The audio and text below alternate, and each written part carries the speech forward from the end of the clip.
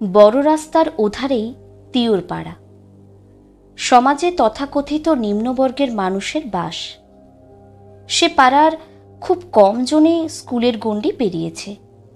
দিন আনি দিন খাই সংসারে প্রায় দিনই কলহ চুলোচুলি লেগেই আছে। একদিন ও পাড়ায় খুব শোরগোল পড়ে গেছে। এটা অবশ্য নিত্য নৈমিত্তিক ব্যাপার, কিন্তু আজকের ব্যাপারটা একটু অন্যরকম। খবর নিয়ে জানা যায় ও পাড়ার চুনিকে নাকি গত পরশু রাত থেকে খুঁজে পাওয়া যাচ্ছে না। ভেতরটা কেমন যেন করে ওঠে সুষমার। বারান্দার জানলা থেকে পাল বাড়ির ছোট বউ লক্ষ্য করে চুনির মা বুক চাপড়ে চাপড়ে মাটিতে লুটিয়ে পড়ছে। পাড়ায় নাকি পুলিশ এসেছে। চুনির মায়ের কান্নাটা সুষমার কানে এখনো ধ্বনিত হচ্ছে। সুষমার কপালে চিন্তার ভাঁজ পড়ে। তবে কি চুনি সত্যিই পলাশের পাতা কোনো ফাঁদে পা দিল? চুনি সুষমার কাছে প্রায়ই আসত সেলাই শিখতে। সুষমা নিজে পিছিয়ে পড়া গরিব মেয়েদের স্বনির্ভর করার জন্য সেলাই স্কুল খুলেছে। অনেকে আসে তার কাছে শিখতে। চুনিও আসত। হাসি খুশি সহজ সরল মেয়েটা বড্ড মিশুকে ছিল। সবার সাথে নিমেষে মিশে যেতে পারত। সেলাইয়ের হাতও ছিল ভালো। ওদের পাড়ারই এক মেয়ের মারফত পলাশের সাথে আলাপ ওর। ধীরে ধীরে ওদের মধ্যে এক সম্পর্ক তৈরি হয়। সুষমা দেখেওছে কয়েকবার পলাশকে, কিন্তু ছেলেটাকে খুব একটা সুবিধার মনে হয়নি সুষমার। এখন চুনির অদৃশ্য অদৃষ্টের কথা ভেবে সুষমার বুকের ভেতরের ধরপড়ানি বেড়ে গেল। আর কতক্ষণে পৌঁছব? দাঁড়া, এই তো সবে ব্যান্ডেল, এখনো দেরি আছে। তোর কোনো চিন্তা নেই বুঝলি, আমি যখন দায়িত্ব নিয়েছি তখন একটা কাজে তোকে লাগিয়েই দেব বলে খৈনি খাওয়া কালো ক্ষয়ে যাওয়া দাঁত বের করে হাসতে লাগলো পলাশ। চুনি বরাবর বিশ্বাস করে এসেছে পলাশকে। এতক্ষণে তার মনে নানা স্বপ্ন রঙিন জাল বুনতে শুরু করে দিয়েছে। পলাশ তাকে বলেছে তার চেনা একজন খুব ভালো ডিজাইনার আছে। তার আন্ডারে অনেক ছেলে মেয়ে কাজ করে। তাদের সেলাই করা ডিজাইনার শাড়ি ড্রেস বড় বড় জায়গায় যায়, আবার নাকি বিদেশেও যায়। চুনিকেও সেখানে কাজে লাগিয়ে দেবে। অনেক টাকা বেতন। চুনিকে আর পেছন ফিরে তাকাতে হবে না। ঘুগনি, গরম গরম ঘুগনি। চুনির দিকে তাকিয়ে, কি বোন, নেবে নাকি? চুনিকে দেখে বড় হাঁড়িটা নামিয়ে রাখল লোকটা। সেই হাঁড়ি থেকে ধোঁয়া বেরোচ্ছে। তা দেখে চুনির পেটের খিদে আরও বেড়ে গেল। সেই ভোর রাতে খুব সাবধানে আত্মগোপন করে বেরিয়ে এসেছে। পলাশের হাত ধরে সে এত দূর চলে এলো তো, কিন্তু ভেতরে এক ভয় মিশ্রিত উত্তেজনা চলছে। চুনি হাঁড়িটার দিকে তাকিয়ে ভাবছিল, এমন সময় পলাশ বলে ওঠে, দেন তো দাদা, 2 প্লেট ঘুগনি দেন, সেই কোন ভোরে বেরিয়েছি। এমন সময় ট্রেন দেখা যাচ্ছে দূর থেকে। ওরা তাড়াতাড়ি খেয়ে উঠে পড়ল ট্রেনে। আপনি কি নিশ্চিত চুনি পলাশের সাথেই চলে গেছে? নিশ্চিত না হলেও এ কথা জোর দিয়ে বলতে পারি, পলাশের খোঁজ পেলে আপনারা চুনির খোঁজও পাবেন। পলাশ নিশ্চয়ই জানে চুনি কোথায়। কিসের ভিত্তিতে আপনি এই কথা বলছেন? আমাকে চুনি বলেছিল পলাশের কথা। পলাশ নাকি ওকে কোনো বড় ডিজাইনারের আন্ডারে কাজের কথা বলেছিল, কিন্তু আমার পলাশকে সঠিক মানুষ বলে মনে হতো না। কেন? সঠিক মানুষ বলে মনে হতো না কেন? আপনি কি পলাশকে চেনেন ব্যক্তিগতভাবে? না, কারণ পলাশের আচরণ আমার সন্দেহজনক লাগতো। প্রশ্নের ঠিকঠাক উত্তর পাওয়া যেত না ওর কাছ থেকে। চুনি একবার ওর সাথে আলাপ করে দিয়েছিল, দু একবার রাস্তায় দেখাও হয়েছিল। আর চুনি আমাকে সজ্ঞানে কিছু বলেনি, কথায় কথায় ওর মুখ দিয়ে বেরিয়ে গেছিল একদিন।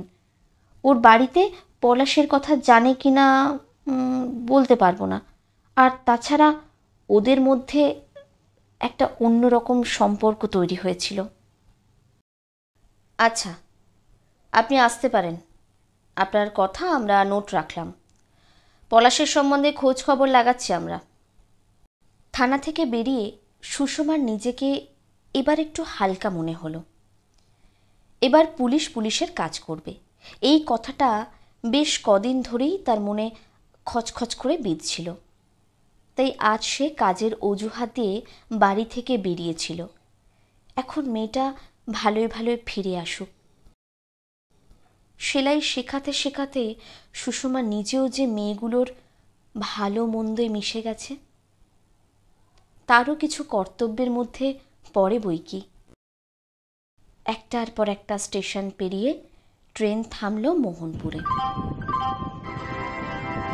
यात्री कृपया ध्यान दें, गाड़ी क्रमांक 1280। চুনি এগিয়ে চলল তার অজানা ভবিষ্যতের দিকে। কামরার দরজার কাছে দাঁড়িয়ে থাকা একটা লোক সমানে চুনিকে পরখ করে যাচ্ছে।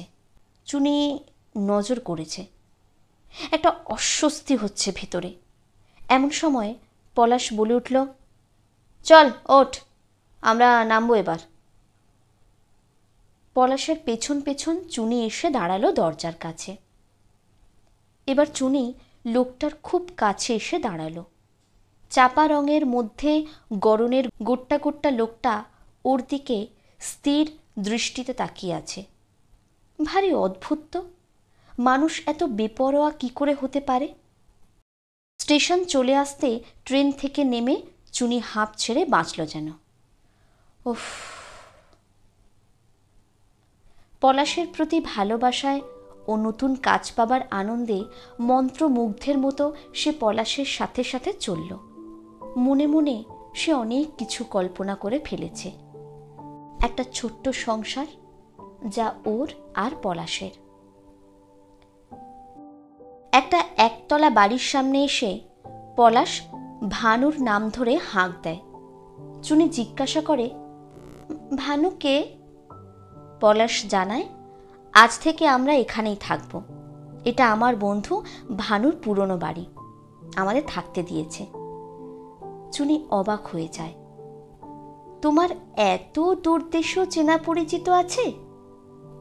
পলাশ মুচকি হাসে, বলে, তা আমার কাজটাই তো পুরো দেশ জুড়ে। চুনি আরো অবাক হয়ে তাকায় পলাশের দিকে। কি এমন কাজ করো তুমি, যা পুরো দেশ জুড়ে করতে হয়? বলে তো ছিলে কাপড়। কথা শেষ হওয়ার আগেই ভানু বেরিয়ে আসে। আরে, এসে গেছিস, আয় আয়, খবর ভালো তো? আর চোখে একবার দেখে নেয় চুনিকে ভানু। তাকানোটা ভারী অদ্ভুত লাগলো চুনির। পলাশ ভানুকে একটা আড়ালে সরিয়ে নিয়ে গিয়ে কি যেন কথা বলতে লাগলো। চুনির খুব অদ্ভুত লাগলো পলাশের এই ব্যবহারটা। কয়েক মিনিট পরে এসে পলাশ চুনিকে বাড়ির ভেতর নিয়ে গেল। ভানু চলে যেতেই চুনি পলাশের সামনে এসে বলল, আড়ালে কি এমন কথা বলছিলে যা আমার সামনে বলা হতো না? আর তোমার বন্ধুর সাথে তো আমার আলাপ করালে না, কেমন বন্ধু তোমার? পলাশ ঠেলে সরিয়ে চুনিকে তক্তপোশের উপর ফেলে দিয়ে চুনিকে চেপে ধরে। আসতে না আসতেই চারিদিকে এত নজর, বেশি চোখ ঘোরালে চোখ দুটোই আর থাকবে না। এই বলে চুনিকে আরও অন্তরঙ্গভাবে জড়িয়ে ধরে। চুনিও নিজেকে মেলে ধরে স্বেচ্ছায়। এইভাবেই কেটে যায় মাস তিনেক। স্বামী স্ত্রীর মতো থাকতে লাগলো চুনি আর পলাশ। চুনি ঘর থেকে তেমন বেরোয় না, পলাশের কড়া মানা আছে। খবর আছে চুনির নামে মিসিং ডায়েরি আছে, কেউ দেখে চিনে ফেললেই বিপদ। কিন্তু শুধু তো পলাশের সাথে সংসার করার স্বপ্ন নয়, ওর তো আরও একটা স্বপ্ন ছিল, যার জন্য ও এক অনিশ্চিত জীবনে পাড়ি দিয়েছে পলাশের হাত ধরে। পলাশকে জিজ্ঞাসা করলেই একরকম এড়িয়ে যায়, শুধু বলে, দাঁড়া, মালিক নেই, আসুক, অতই সহজ। তোর মতো কতজন হত্যে দিয়ে পড়ে আছে তার কাছে, জানিস?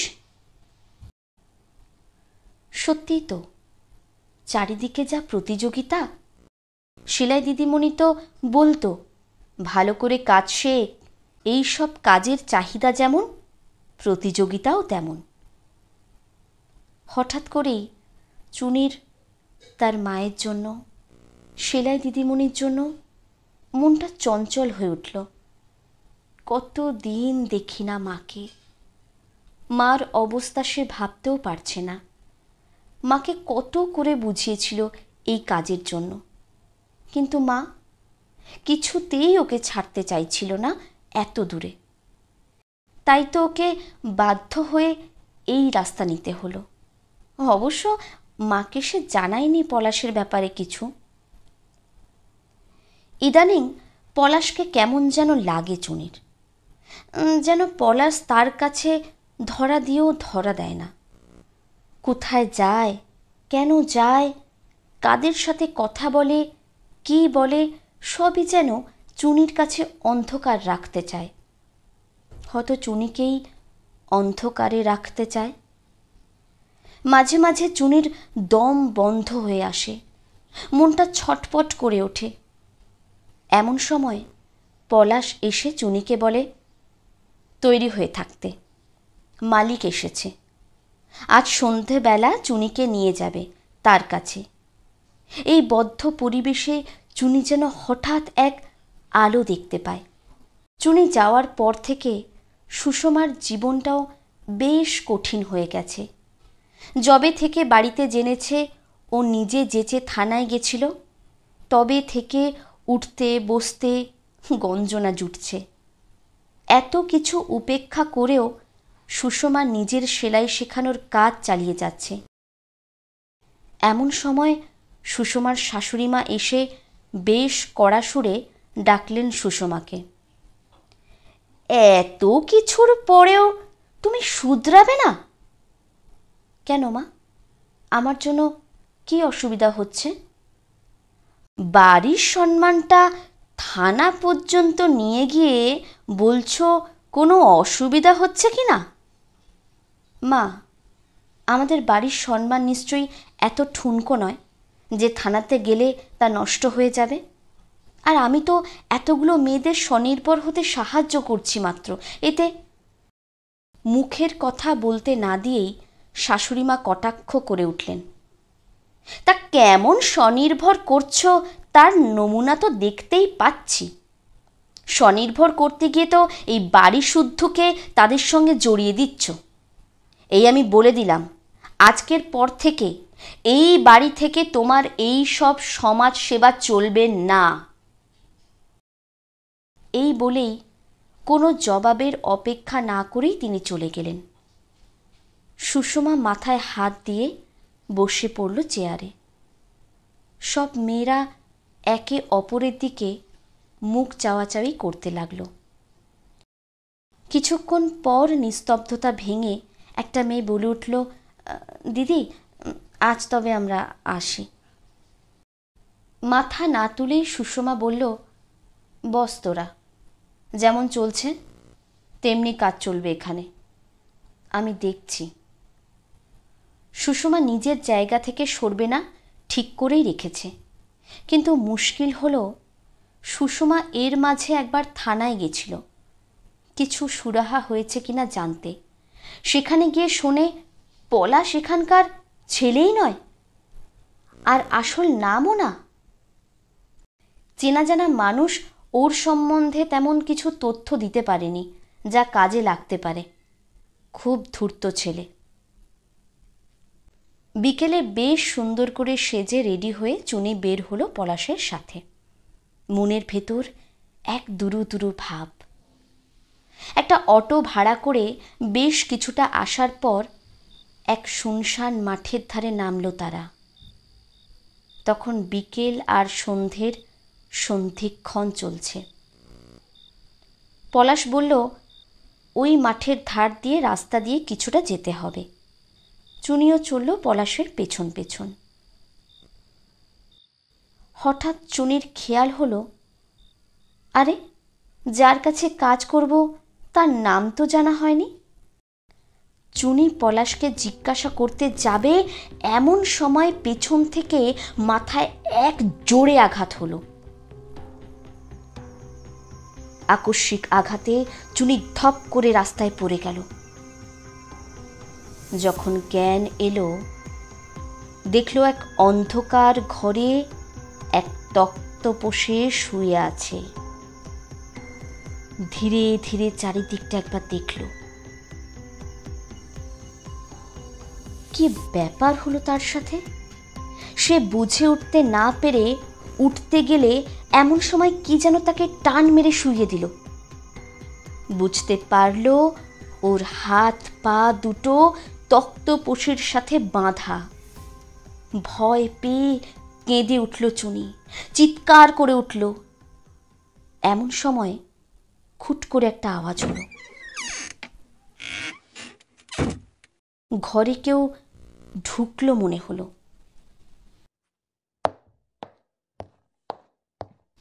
চুনি মুখ চিপে আওয়াজ বোঝার চেষ্টা করছে। পায়ের আওয়াজটা তার দিকেই এগিয়ে আসছে মনে হচ্ছে। চুনি ভয়ে ভয়ে জিজ্ঞাসা করলো, কে? আর তক্ষুনি মাথার ওপর জোরালো লাইটটা জ্বলে উঠল। চোখ ধাঁধিয়ে গেল চুনির। চোখ খুলে দেখে 3 জন লোক তার দিকে কেমন অদ্ভুতভাবে তাকিয়ে আছে। কেমন এক অশ্লীল ভাব সেই দৃষ্টিতে। চুনির অস্বস্তি করতে লাগলো। ভয়ে ভয়ে জিজ্ঞাসা করলো, তোমরা কে? আমাকে কেন এভাবে আটকে রেখেছ? কি চাও তোমরা? পলাশ কোথায়? লোকগুলো একবার হেসে উঠল। চুনি আরো ভয় পেয়ে গেল। হাত পাগুলো জোর করে ছাড়ানোর চেষ্টা করতে লাগলো, কিন্তু যা শক্ত করে বাঁধা। বড্ড অসহায় লাগছে চুনির নিজেকে। কান্না পাচ্ছে তার। এমন সময় একটা লোক মুখটা চুনির মুখের কাছে এনে হিস হিস করে উঠল, আজ থেকে তুই আমাদের আমানত। বলেই 3 জন হেসে উঠল অট্টহাস্যে। চুনি কিছু বলতে যাবে তার আগেই তাদের মধ্যে একজন জোর করে তার হাতে ইঞ্জেকশন ঢুকিয়ে দিল। ব্যথায় কুঁকে উঠল চুনি। তারপর আস্তে আস্তে কেমন যেন ঝিম ধরে এলো মাথাটা, একটা ঘোর লাগা। তারপর আর কোনো হুঁশ নেই চুনির। এইভাবেই বেশ কিছুদিন চলল। এখন চুনি আর বাঁধা অবস্থায় থাকে না, কিন্তু সারাদিন কেমন যেন ঘোরের মধ্যে থাকে। ওঠার ক্ষমতা যেন নেই। কি যে এসে জোর করে খাইয়ে দেয় একটা। তারপর চুনির মাথাটা কেমন করে ওঠে, আর কোনো হুঁশ থাকে না তার। যেমন করে হোক পালাতে হবে এখান থেকে। চুনি মনে মনে ঠিক করে ফেলে কি করবে সে বুঝতে পারে খুব শিগগিরই তাকে অন্য কোথাও পাঠিয়ে দেওয়া হবে। এই তো গতকালকে সে ঘোরের মধ্যে থাকা অবস্থাতেও আবছা শুনতে পেয়েছে 20 লাখ টাকার রফা হয়েছে। টাকা পেলে লোকগুলো ওকে সেখানে নিয়ে যাবে। কার সাথে কথা হয়েছে, কোথায় নিয়ে যাবে, এসব চিন্তা করতে করতে চুনি আবার ঢলে পড়ে। পরের দিন কাক ভোরে চুনির নেশা ছুটে যায়। চারিদিক নিস্তব্ধ। দু একটা পাখি উঠেছে ডেকে, তাদের ডাক শোনা যাচ্ছে। আরও একটা শব্দ শোনা যাচ্ছে মনে হচ্ছে। হ্যাঁ, ঠিক পাশের কোনো ঘর থেকে আসছে মনে হচ্ছে। কোনো গোঙানির আওয়াজ। ওকে যে কোথায় নিয়ে আসা হয়েছে চুনি এখনো জানে না। জানবে কি করে? সারাদিন তো ঘর বন্দি। ঘরের ভেতর একটা ছোট্ট জানালা, তাও উঁচুতে। তক্তবোস ছাড়া উঁচু কোনো আসবাব নেই যে উঠে বাইরেটা দেখবে।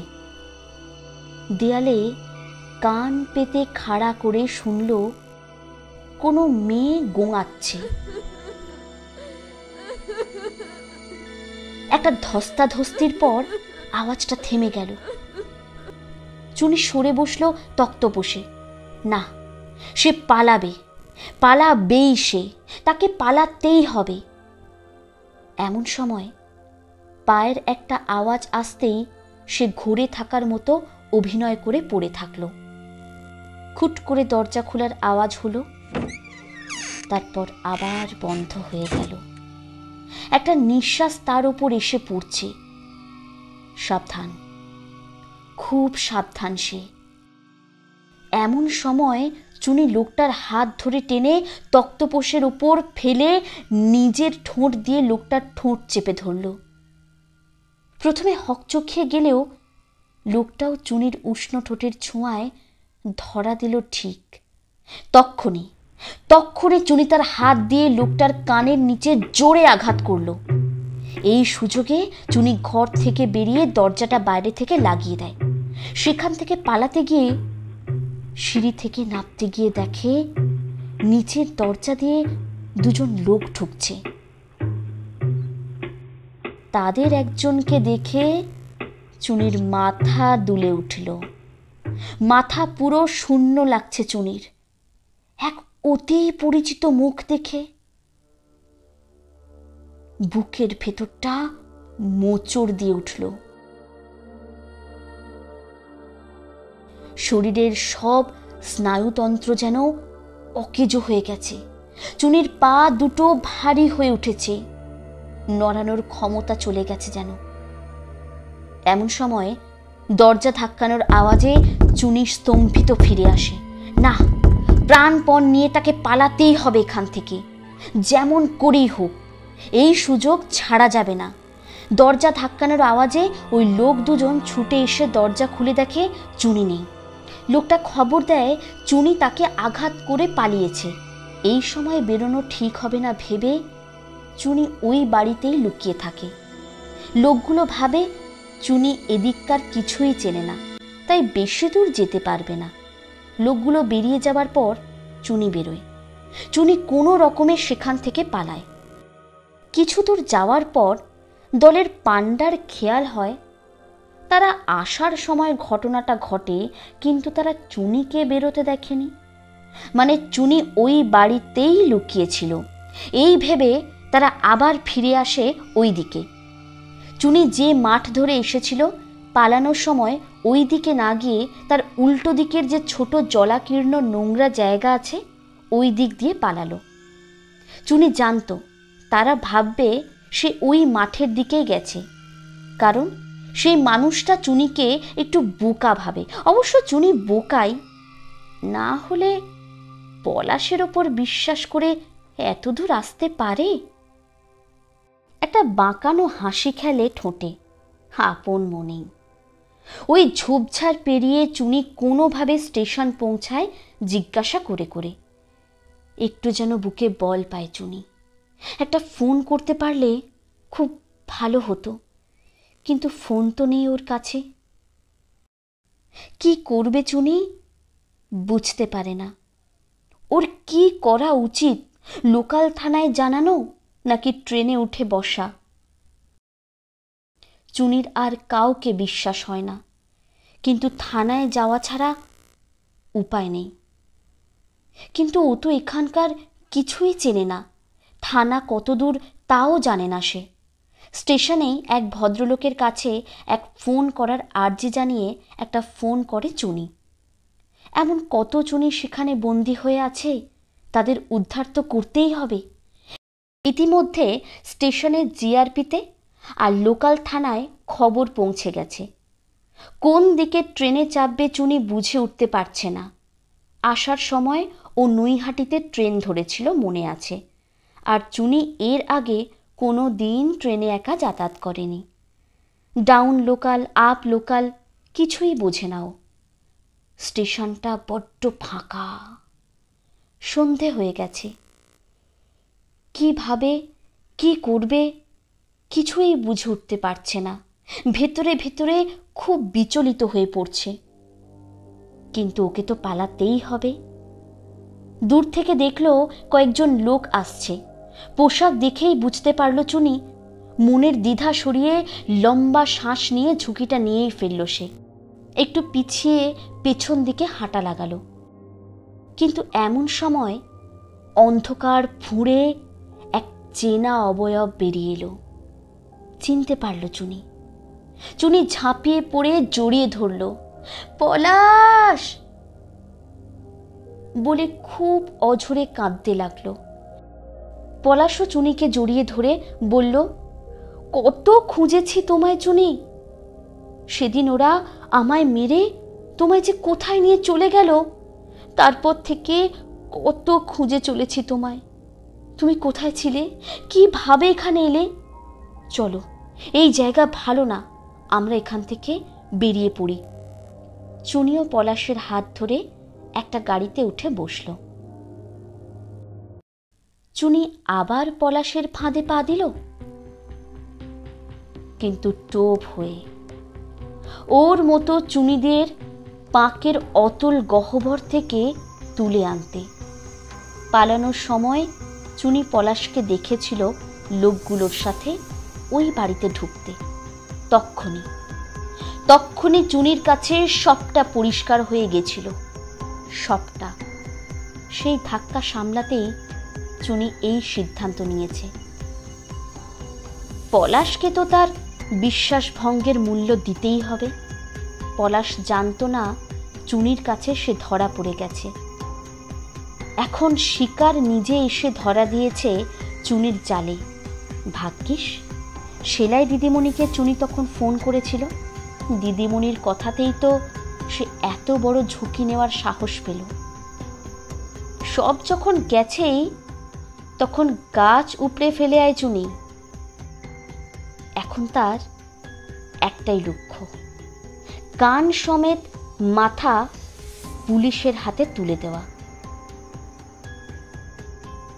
সামনের লুকিং গ্লাসে আরভাবে তাকিয়ে দেখে নিল ওদের গাড়িকে অনুসরণ করে আর একটি গাড়ি নির্দিষ্ট দূরত্ব বজায় রেখে এগিয়ে আসছে। চুনির বিশ্বাস সে পারবে, পারতেই হবে তাকে।